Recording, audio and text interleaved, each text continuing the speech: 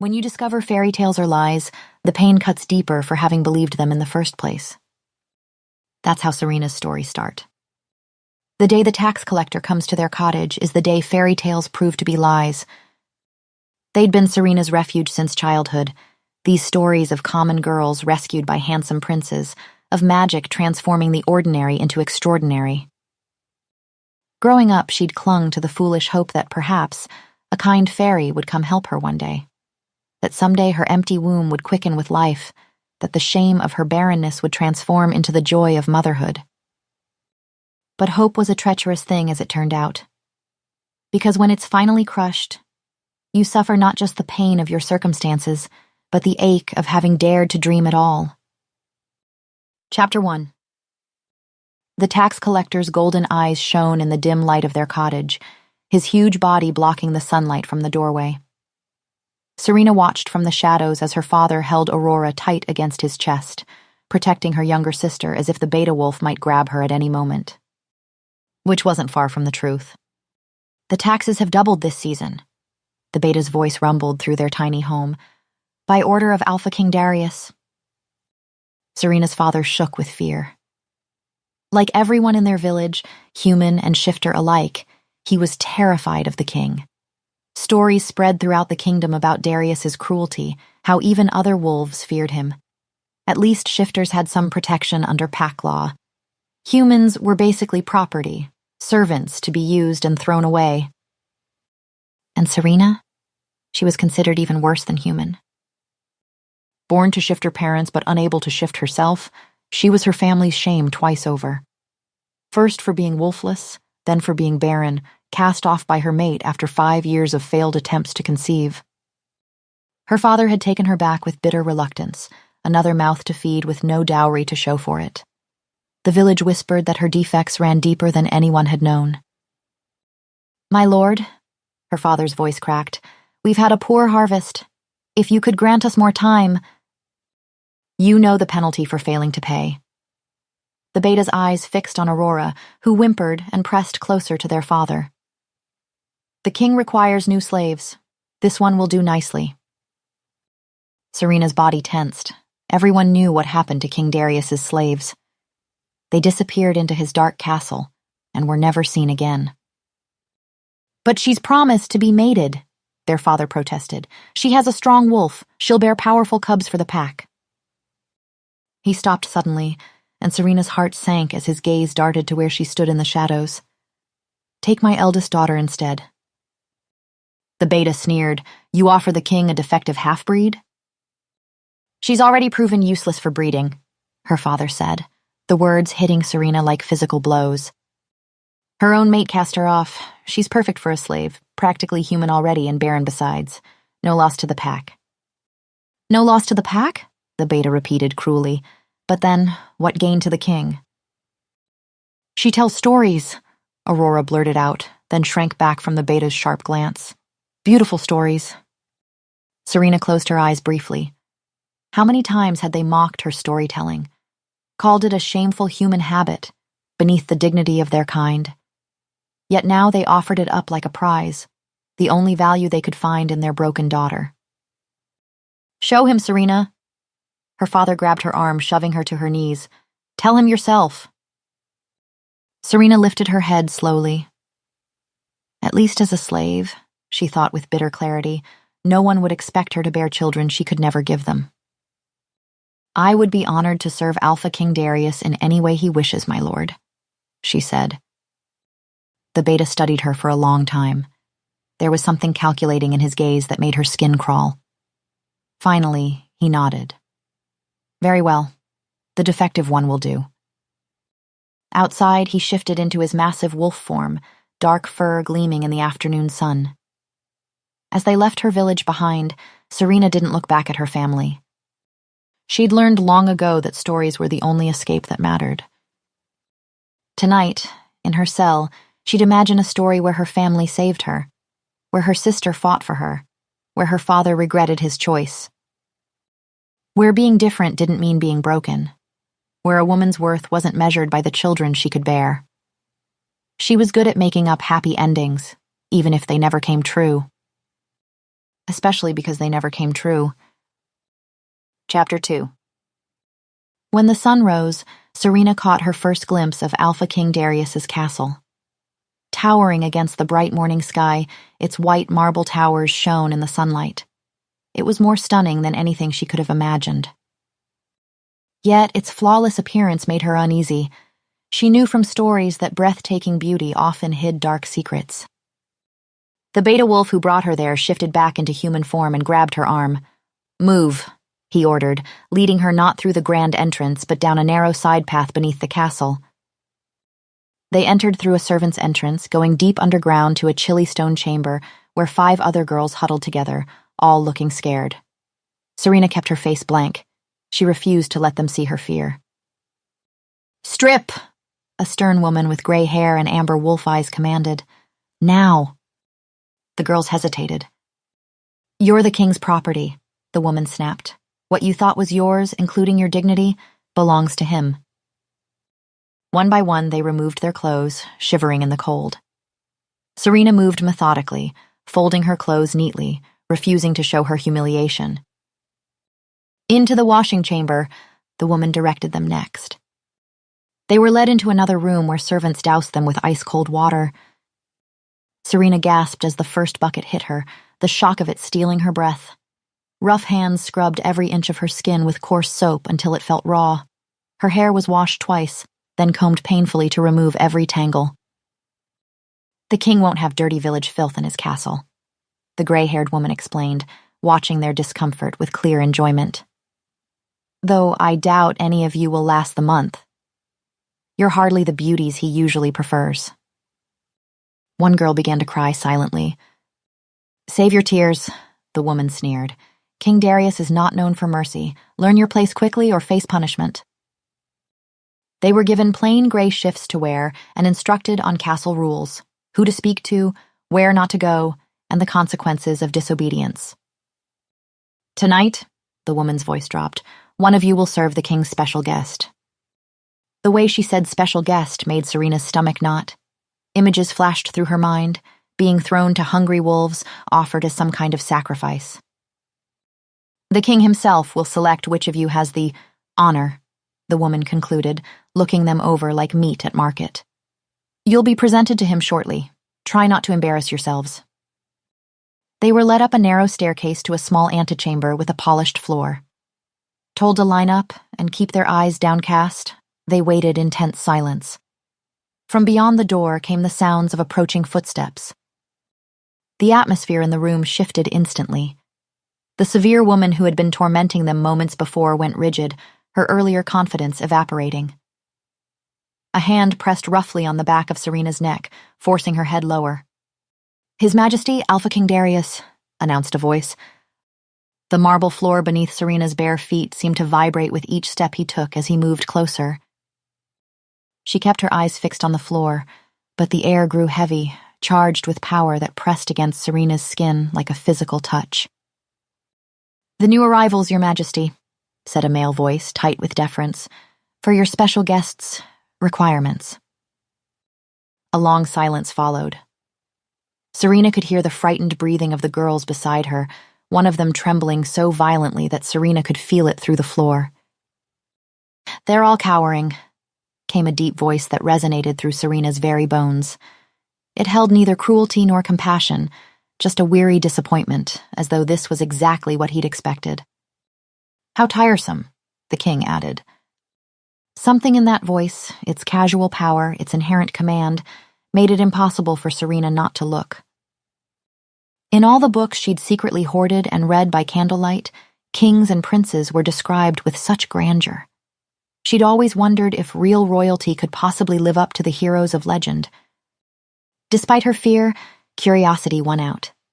Slowly, against every instinct for self-preservation, she raised her eyes. What she saw made every literary hero in her memory fade to pale imitation. Alpha King Darius wasn't merely handsome, he was sublime in a way that made her storyteller's mind scramble for comparisons. She found none to be adequate. Broader than her village's Alpha, with high cheekbones that could cut glass and lips that held a natural curve suggesting perpetual mockery, he was of a savage beauty that no artist could truly capture. But his eyes, gods. Something ancient and feral lived in those eyes. And suddenly those eyes snapped to hers. Serena jerked her gaze back to the floor, heart hammering against her ribs. "Your Majesty?" prompted the attendant. "Have you made your selection?" Serena felt rather than saw his attention still on her, a weight that pinned her in place. "She'll do," he said simply. She knew without looking that he was pointing at her. Chapter 3. Serena stood before the massive oak door, her heart pounding. The air felt colder here, as if winter clung to the stone. Torches flickered eerily, their flames bending away from the door like they were trying to escape. Next to her, the stern servant woman smirked, though her hands shook slightly. "Please the king's guest however he desires," she whispered. "Or tomorrow, you'll face something far worse." Her voice faltered on the word, guest. The guard at the door looked nervous too, his forehead slick with sweat despite the cold. When Serena caught his eye, he looked away quickly, hand tightening on his sword. From inside the room, a sound echoed, somewhere between a growl and a sigh, that seemed to resonate through the door. The guard's grip whitened. Then he pushed Serena into the room. But it was more than just a room. It was a vast suite. The air inside was thick with a mix of scents, spices, flowers, and something wilder, musk, blood, and the sharp tang of magic. A mirror caught Serena's eye, but when she turned to face it, her reflection wavered, as though reluctant to take shape. She swallowed hard. "Is anybody there?" she asked. Someone was watching.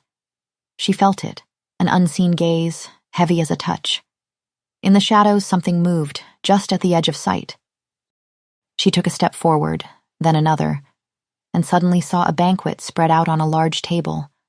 Roasted meats, bowls of colorful fruits, and golden candelabras casting dim light that couldn't chase away the dark corners. Serena didn't dare touch anything. Instead, she moved toward the back of the room where thick velvet curtains hung. Pulling them back, she stopped cold at what she saw. A huge bed filled the space, absurdly wide and covered with silk sheets. The setup was clear now, the knowing looks from the servants, the uneasy guard, the lavish meal, and this gigantic bed. Good grief, she was to be used. She was expected to lie with this special guest, to offer her body to whoever the king hosted here. Her stomach lurched violently and she pressed a hand to her mouth. But then, a package resting atop the bed caught her eye. It caught her eye because on it is a card with her name scrawled in elegant script. With dread pooling in her gut, she unwrapped the parcel. A gown spilled into her hands, midnight dark and shimmering with gold thread. Beautiful, horrifyingly so, like a shroud made of stars. The air dropped to an icy chill, as though darkness itself was swallowing it whole. A sound echoed from behind, slow, deliberate footsteps, the scrape of claws on stone, joints popping, shifting, and a low, menacing groan, quickly stifled. Serena turned. The shadows thickened, a void swallowing light. "Put it on," she then heard. The voice, deep, inhuman, vibrated through her bones. It was language forced through a throat not meant for speech. Swallowing hard, she retreated behind a dressing screen, her fingers fumbling with the gown's fastenings. The fabric slithered over her skin like cool water. She found a necklace waiting, a collar of diamond stars. "Should I wear this too?" she whispered. Silence. Then closer now. Yes. Serena clasped it around her throat. The weight was suffocating. She stepped from behind the screen. The dining room seemed empty, but the presence remained. "Please eat." She hesitated before selecting a piece of bread, her fingers barely trembling. The rich flavors turned to ash in her mouth. Behind her, something moved. A shadow fell across the table. "Do you like the dress?" "Yes," she managed, voice barely above a whisper. "Stand." Her knees wobbled as she obeyed. The creature moved forward, revealing its hand. except it wasn't a hand, but a massive, grotesque appendage with long fingers ending in sharp claws. "Turn around," the beast said. She did, slowly. Her gaze traveled upward and upward still. The sight was staggering. Before her stood a figure too massive, too distorted for this world. Its muzzle bristled with jagged teeth, its body twisted by agony and fury. Serena's lips parted, a scream building within her, but instead of a cry, what slipped out was, "Were you cursed?" The beast recoiled as if struck. "I'm sorry," she said quickly. "That was presumptuous." "No." The voice was quieter now, almost resigned. "How did you know?" She hesitated. "I've read many stories about curses. One about a royal twisted into brambles by a jealous witch, and—" She stopped herself. "I'm rambling." "No." The beast's gaze locked onto hers. "Go on." So she did. One tale, then another, speaking of monsters and spells, of humanity hidden beneath horror. Hours passed. The candles guttered low. "Thank you for your company," it rumbled at last, its voice softer, almost reluctant. Relief flooded her. It hadn't been so terrible. She had survived the night with the only thing she had, stories. Then, "Will you be my wife?" Serena's breath stilled. I cannot," she whispered, horrified. The beast rose, towering. "Then I have no use for you," it said. The finality in those words sent ice through Serena's veins. Would the king have her executed for displeasing his monstrous companion? Panic clawed at her throat, but in that moment her storyteller's mind worked faster than her fear. "I am held by those who cannot touch me, broken by those who never speak me, and kept by those who never sought me." She blurted out, words tumbling forth. "Kings command me, but I command fate. What am I?" The beast paused, massive head tilting slightly. "What is this?" it growled.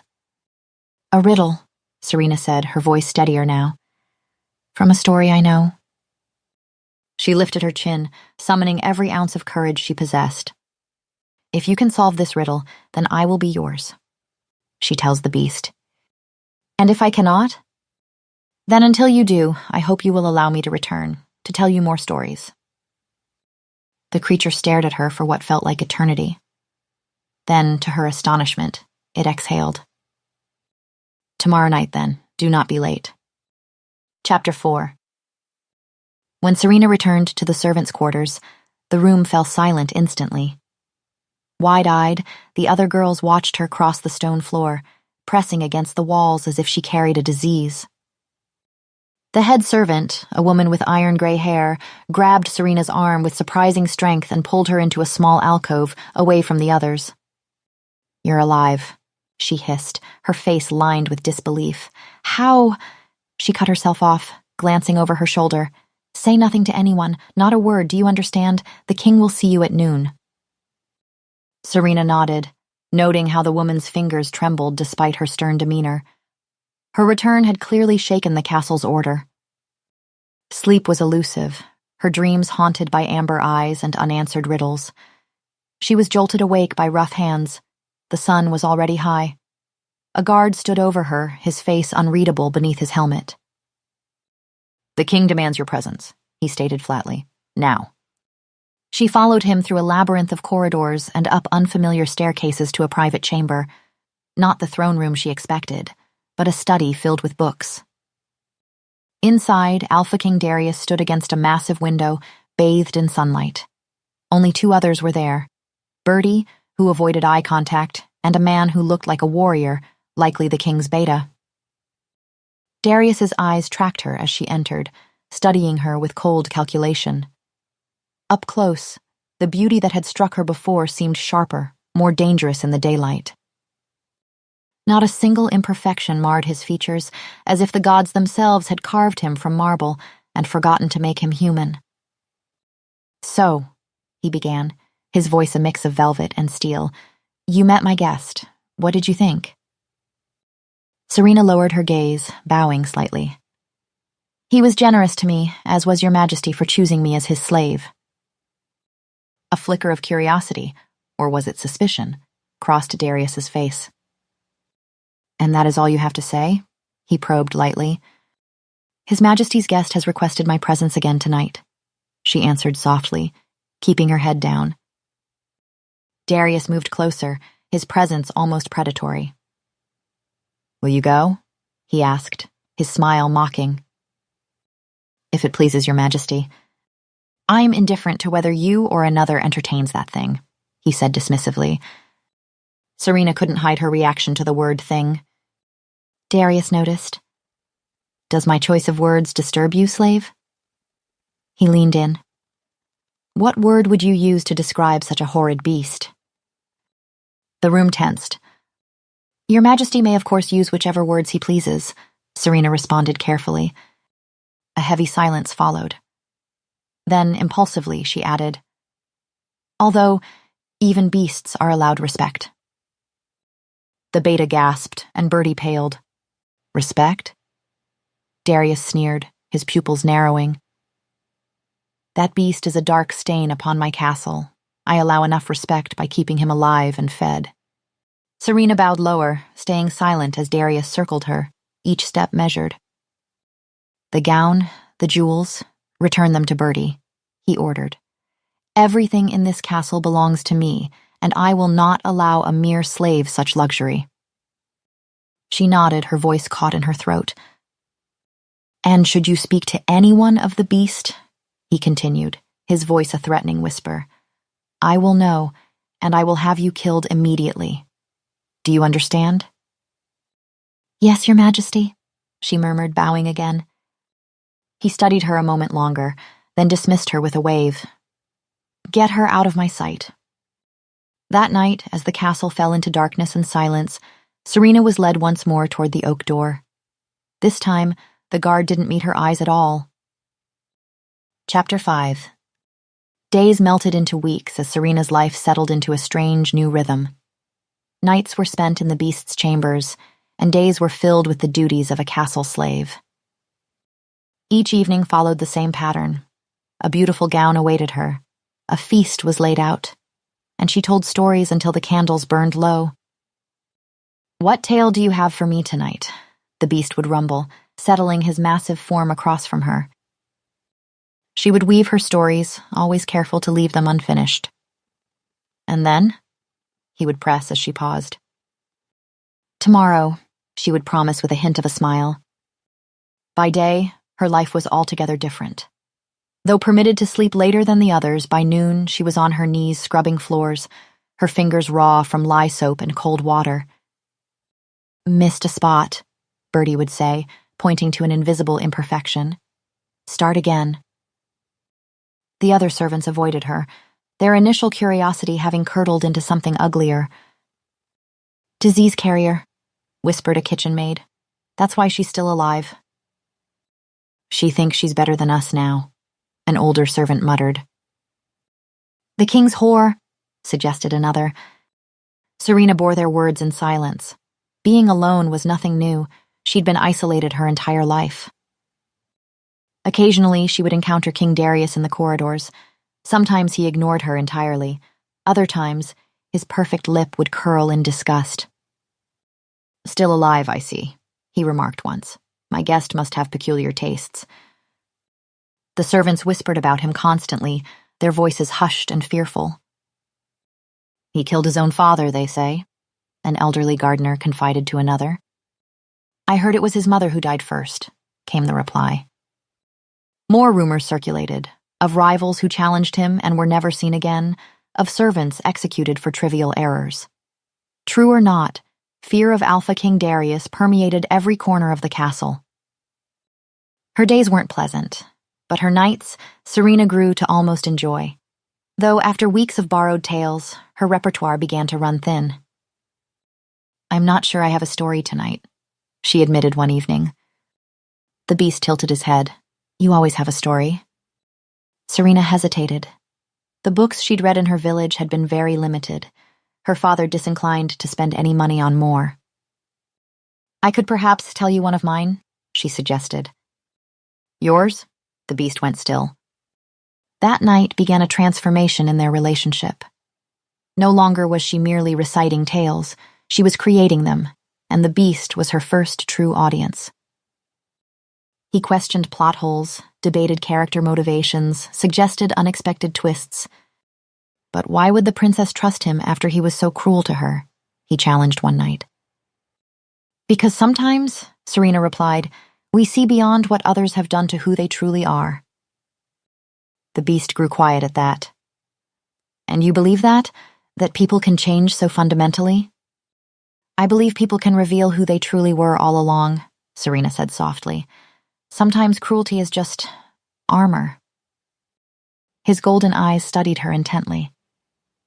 You speak as if you know something of armor yourself. She did. The armor of indifference she'd worn when her mate cast her aside. The armor of resignation when her father offered her up like damaged goods. But she only smiled and continued her tale.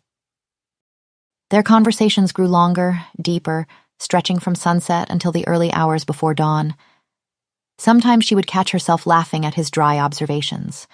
Sometimes he would growl in pleasure at a particularly clever turn of phrase. One night the beast surprised her. I have something for you, he said, rising from his chair. He led her through a door she'd never noticed before, revealing a circular chamber lined floor to ceiling with books. A writing desk sat by the window, stocked with fine parchment, quills, and ink. A library, Serena breathed, turning in a slow circle. For me? You mentioned your father wouldn't buy you books, the beast said, almost shyly. I thought, perhaps you might like to read new stories. Write your own. Tears pricked her eyes. No one had ever given her such a gift. Thank you, she whispered. From that night forward, their discussions became even richer. She would read during the day when her duties allowed, and at night they would debate philosophy, dissect character arcs, argue over plot devices. Your heroine is too forgiving, he said one evening as she read from a story she'd written. No one forgives so easily. Perhaps she's learned that holding on to anger hurts her more than the person who wronged her, Serena replied. Or perhaps she's afraid of being alone again, he countered gently. She looked up, startled by his insight. Maybe both. The beast leaned forward in his chair. Tell me about her, about why forgiveness comes so easily to someone who's been hurt. Serena set down her pages, her throat tight. She was cast aside by someone who was supposed to love her, told she was broken, worthless.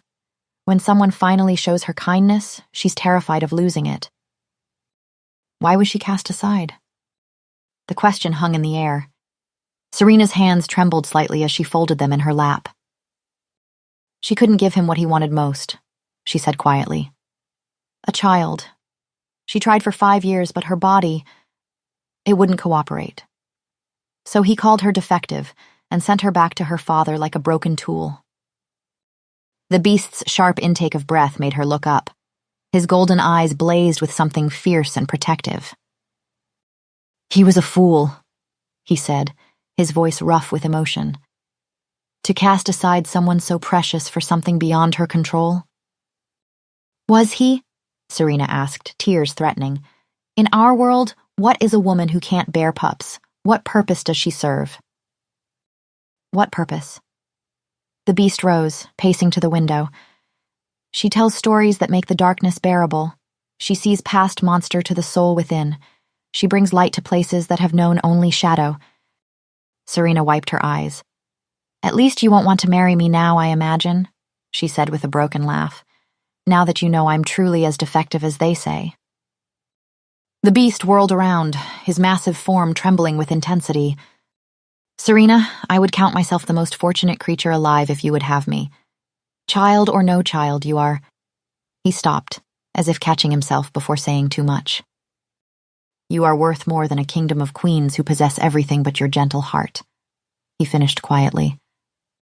Heat flooded Serena's cheeks, her heart hammering against her ribs.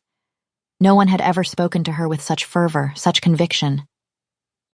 I don't, she stammered, looking away from his burning gaze. Her hands fidgeted with the hem of her gown, and she felt suddenly, acutely aware of every inch of space between them. You don't have to say such things to be kind. I'm not being kind, he said, his voice rough with emotion. I'm being honest.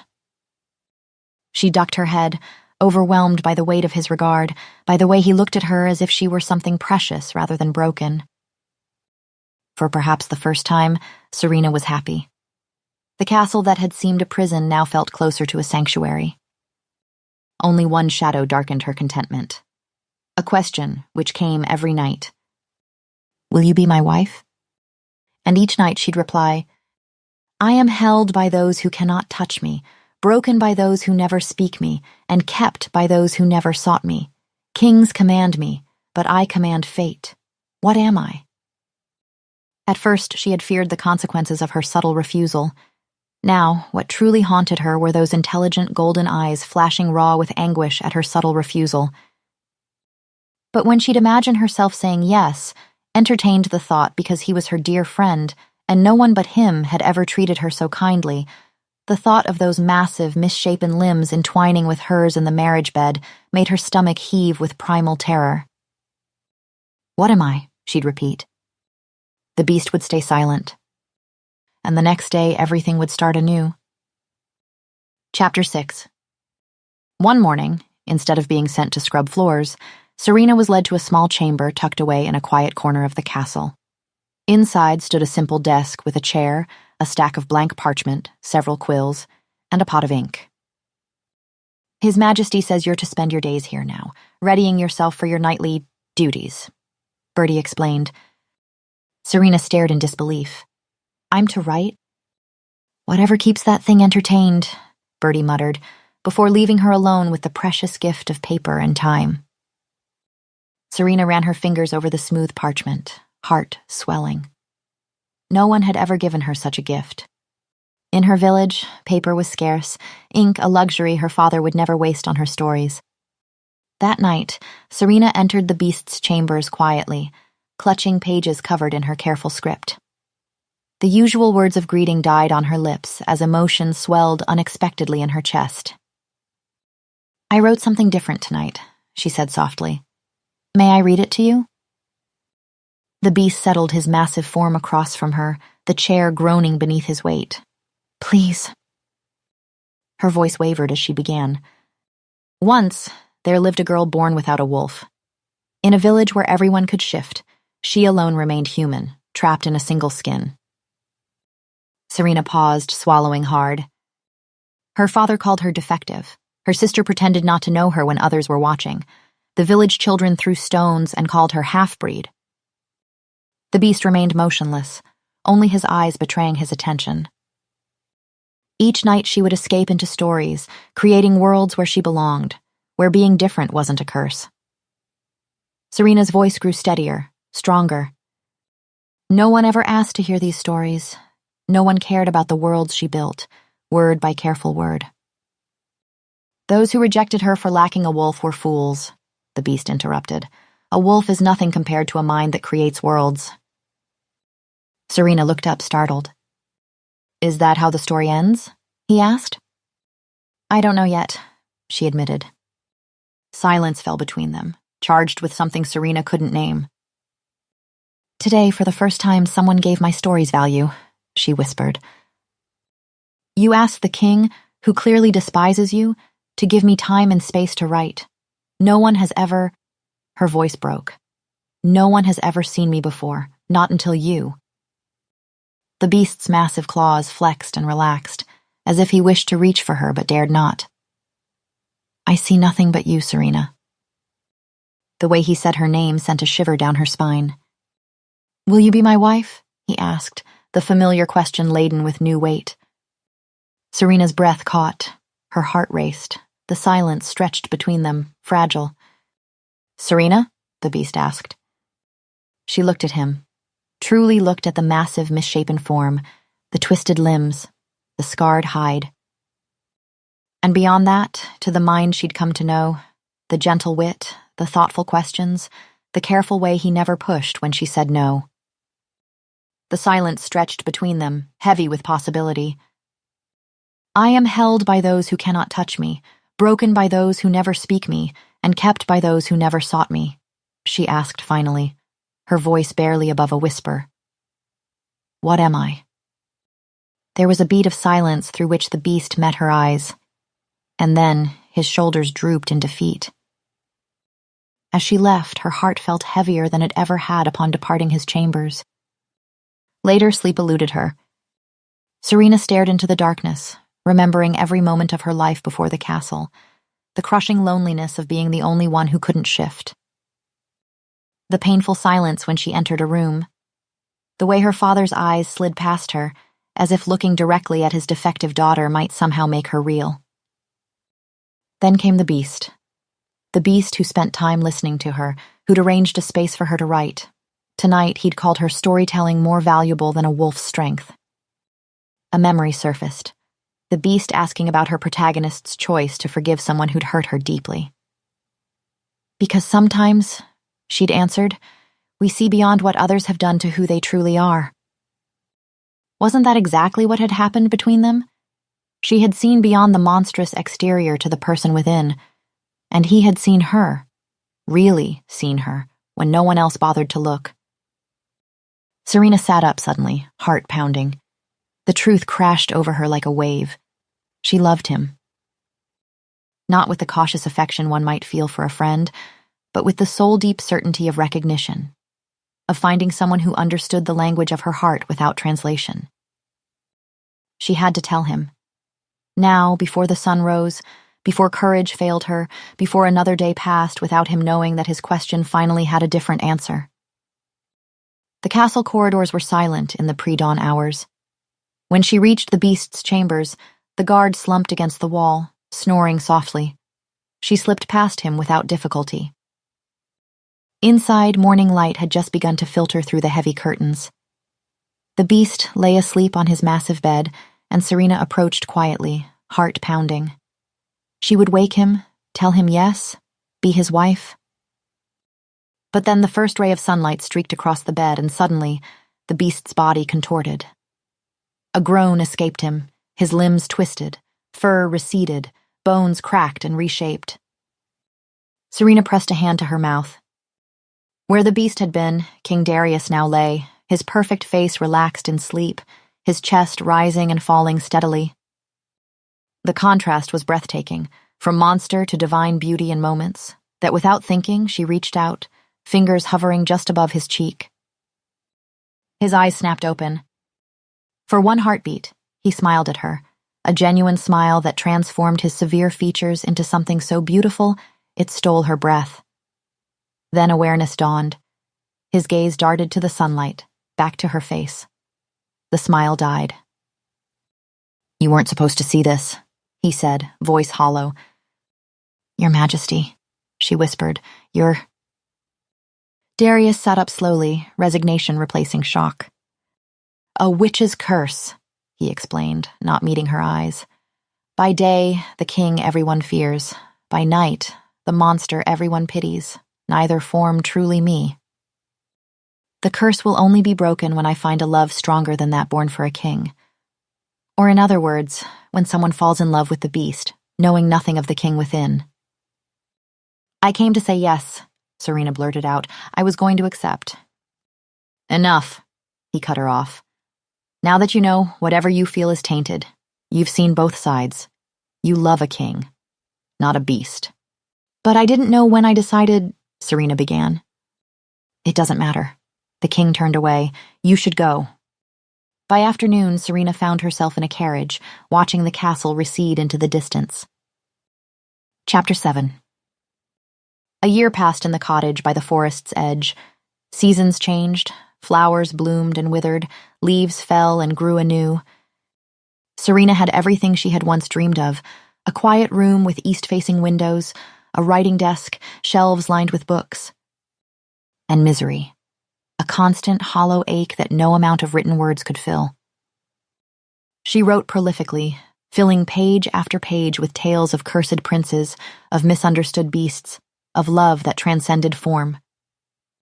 But each story remained incomplete because without him to question her plots, to challenge her character motivations, to laugh at her unexpected twists, the words felt hollow. The village folk were kind enough, if distant. They called her the King's Woman.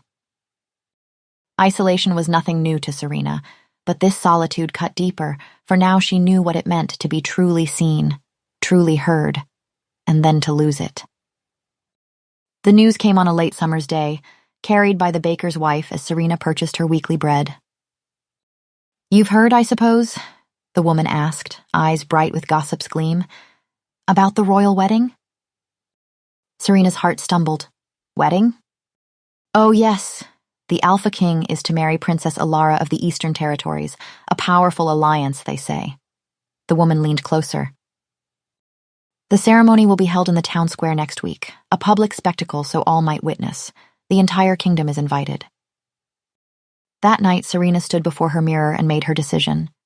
She would go, not to disrupt or plead, but simply to see him one last time. The morning of the wedding dawned clear and bright, as if the heavens themselves blessed the union. Serena dressed carefully in her finest gown, simple by noble standards, but finer than anything she'd owned in her village life. By midday, the town square had transformed into a spectacle of royal extravagance. Banners in royal blue and gold hung from every building, garlands of summer flowers draped across makeshift pavilions. Guards in gleaming armor stood at attention, their expressions stern beneath their helmets. Serena found a place along the edge of the crowd, half hidden behind a broad-shouldered farmer and his family. From here she could see without being seen, or so she hoped. The assembled nobility arrived first, a parade of silks and jewels and carefully arranged smiles.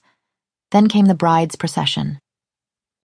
Princess Alara was everything Serena was not, tall, imperious, with the confident grace of one born to power.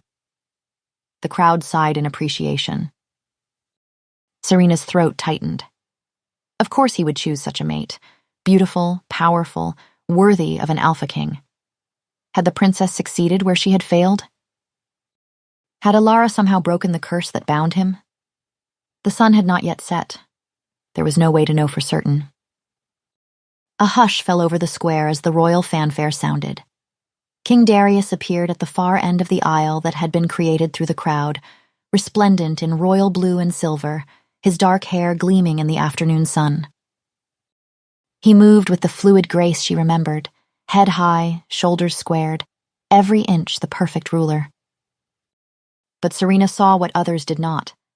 The slight tension around his eyes, the careful blankness of his expression, the way his hands curled into fists at his sides before he forced them to relax.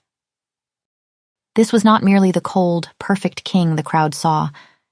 This was her beast, the one who had listened to her stories, who had given her paper and quills, who had asked her again and again to be his wife.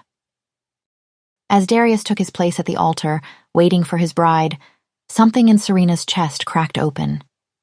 She knew him, truly knew him, in a way this princess with her perfect hair and perfect lineage never could. She knew his wit, his capacity for gentleness. She knew how his eyes lit up at a clever plot twist, how he grew still when deeply moved by a story's turn. Near her, a burly man shifted, drawing her attention. Something about his movement seemed off, too controlled, too deliberate. His eyes scanned the guards, calculating. With a start, Serena realized he wasn't watching the ceremony at all, but studying the security arrangements. Across the square, she spotted another man doing the same, his hand resting too casually near a concealed weapon. A chill ran through her. Something was wrong. The royal officiant began the traditional vows.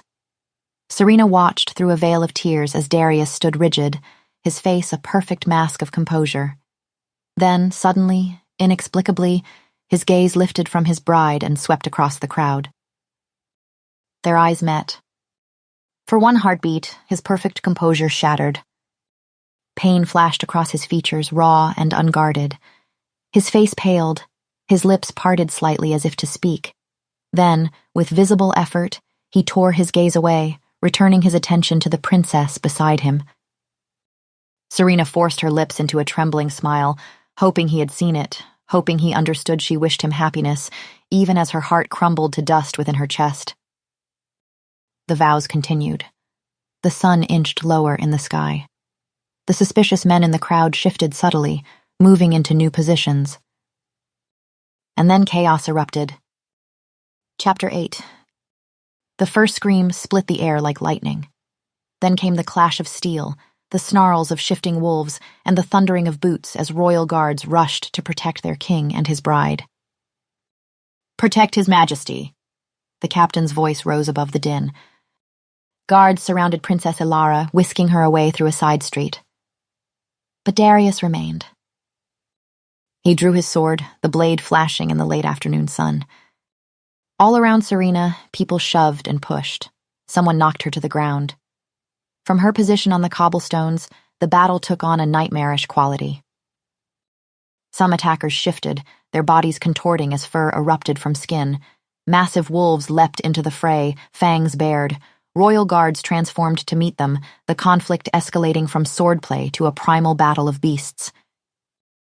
But Darius fought with steel alone. He fought with the same grace she'd seen in the beast, she realized. Different forms, same soul. An archer on a nearby roof took aim at the king's unprotected back. Without thought, Serena burst from hiding. She raced across the blood-slicked cobblestones, colliding with Darius just as the arrow whistled through the air where he had stood. They crashed to the ground together. His eyes, those familiar eyes she'd gazed into so many nights, widened in shock. "Serena," he breathed, meeting her eyes.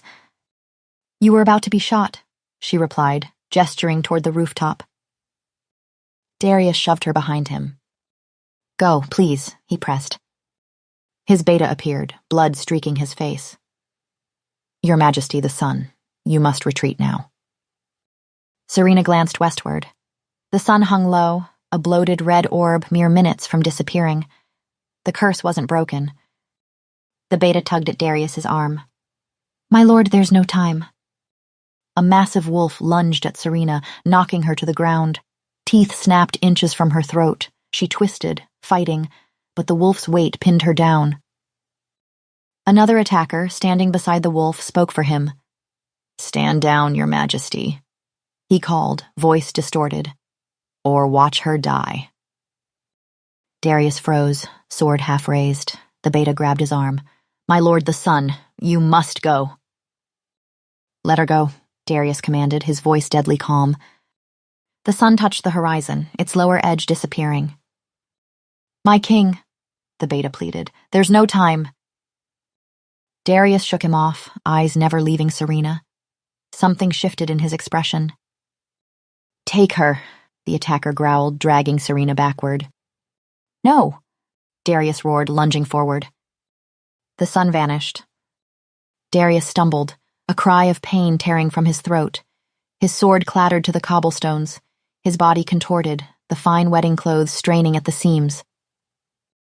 The gasps and screams around them rose as nobles and commoners alike witnessed their king's transformation.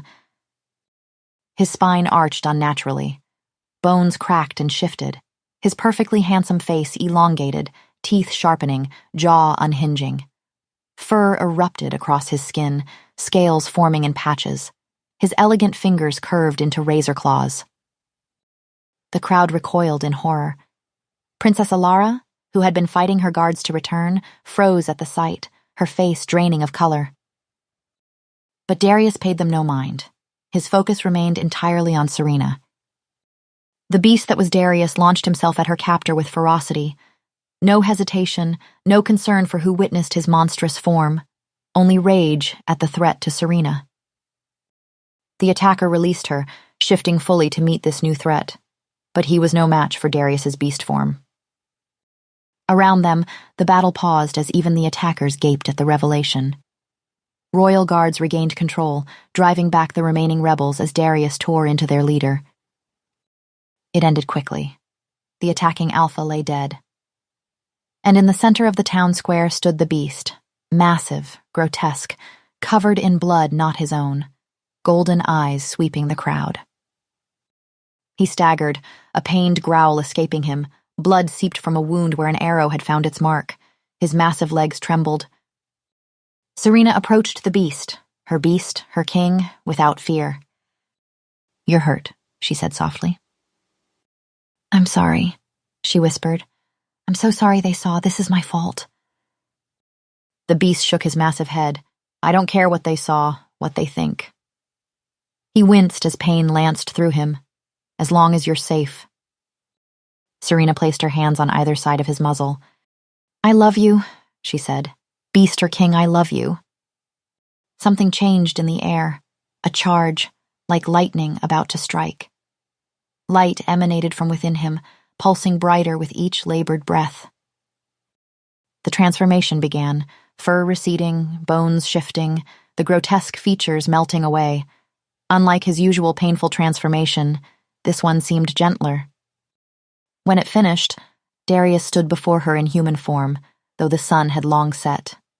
His wedding finery hung in tatters, but his body was whole, the arrow wound healed. "I don't understand," he whispered. "The curse? Only when you find a love stronger than that born for a king will you be free," Serena quoted. "That's what the witch told you, isn't it?" "You misunderstood," she continued gently. "It wasn't about finding someone who could love the beast more than the king. It was about you loving someone else more than you loved being king." Understanding dawned on Darius's face. "When I chose to save you over preserving my secret," he begun. "You showed that you loved me more than your pride," she finished. "That's what broke the curse." Around them, the crowd murmured. The princess had vanished. His beta approached cautiously, disbelief written across his features. But Darius saw only Serena.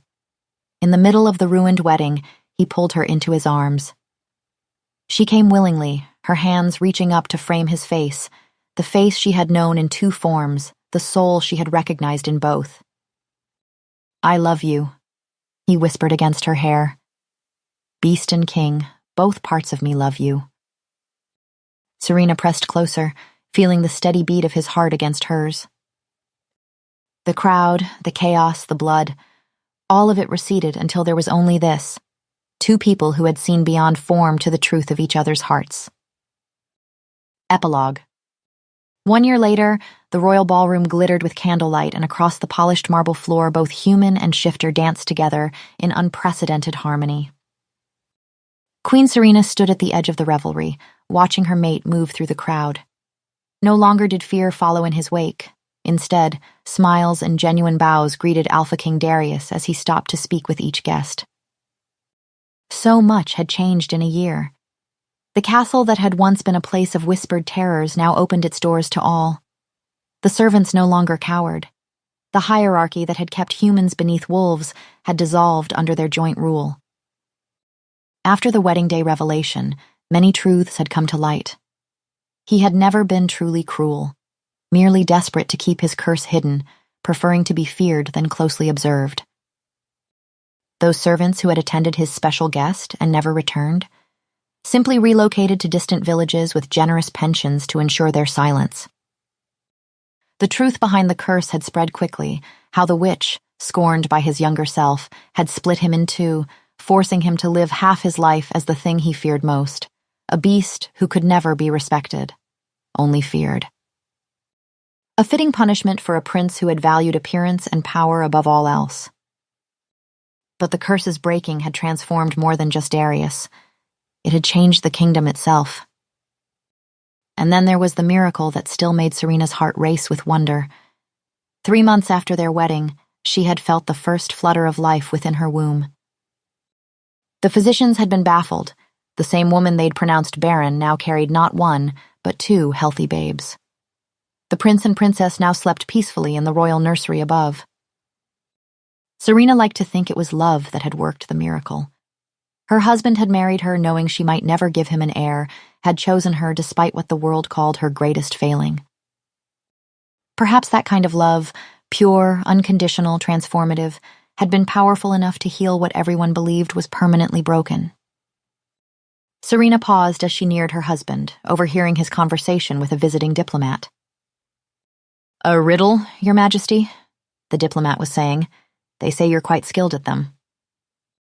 I enjoy a good puzzle, Darius admitted with a smile. Very well. I am held by those who cannot touch me, broken by those who never speak me, and kept by those who never sought me. Kings command me, but I command fate. What am I?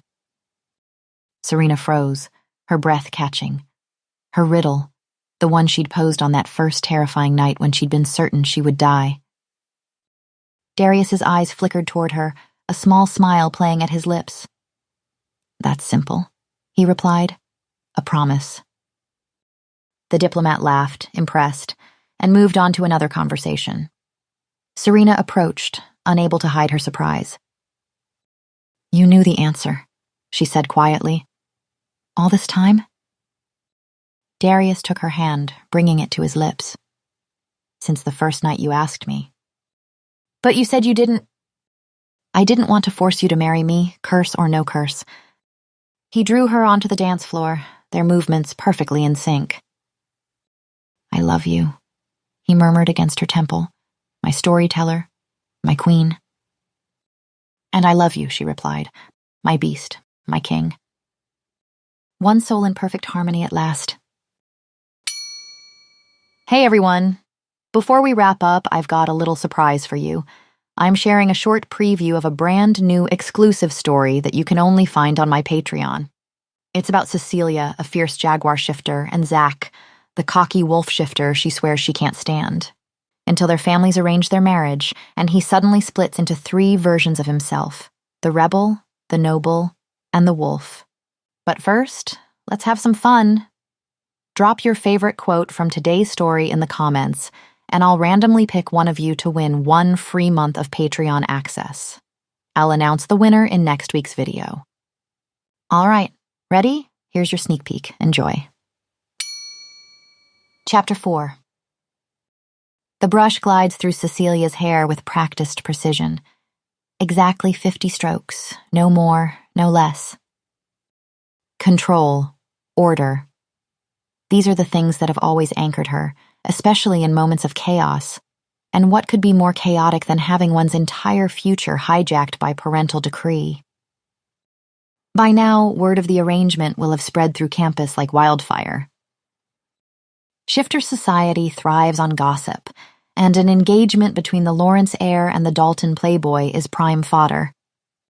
But even as she mentally rehearses the cool dismissals she'll offer to anyone bold enough to ask about the engagement, another thought intrudes. One she's been trying desperately to suppress since last night. Zach's face on that terrace, the brief flash of something in his eyes before he'd masked it. Not anger or relief as she'd expected, but something that had looked disturbingly like hurt. You know, I always thought you couldn't stand me because of my family. But that was never it, was it? She slams her brush down harder than intended, annoyed at herself for remembering his exact words, for wondering if perhaps she'd been unnecessarily cruel. Don't be ridiculous, she mutters to her reflection. It's not your job to coddle his ego. Still, a small voice whispers that there's a difference between honesty and cruelty. They are technically engaged, at least for now. Perhaps she owes him a modicum of civility.